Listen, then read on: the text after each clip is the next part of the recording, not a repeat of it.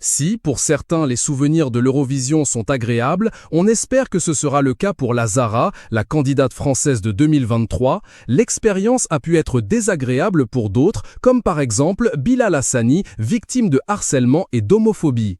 Patrick Fiori, quant à lui, a gardé un souvenir mitigé de sa participation en 1993 avec son titre Mama Corsica. Invité dans l'émission Les artistes remontent le temps, diffusée sur M6 en août 2019, Patrick Fiori avait longuement parlé de l'expérience Eurovision. Il y racontait notamment le moment où on lui a proposé de participer au concours, repéré à l'époque par François Valéry et Marie-France Brière, la directrice des variétés et divertissements de France 2.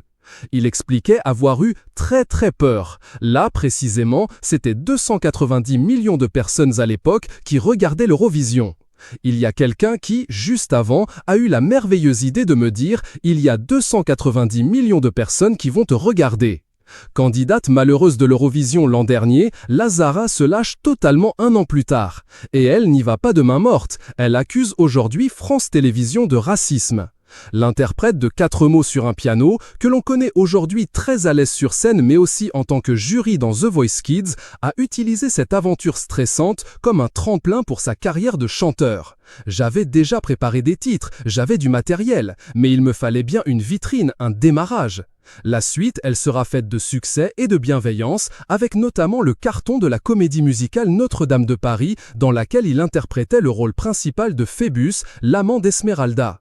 Arrivé en 4e position, Patrick Fiori a gardé longtemps secret un événement intime qui lui est arrivé dans les coulisses du concours. Ce n'est que sur le plateau de C'est à vous en septembre 2022 que l'artiste et ex-compagnon de Lara Fabian a avoué avoir perdu une place dans le classement classé. La cause? La jalousie d'un adversaire.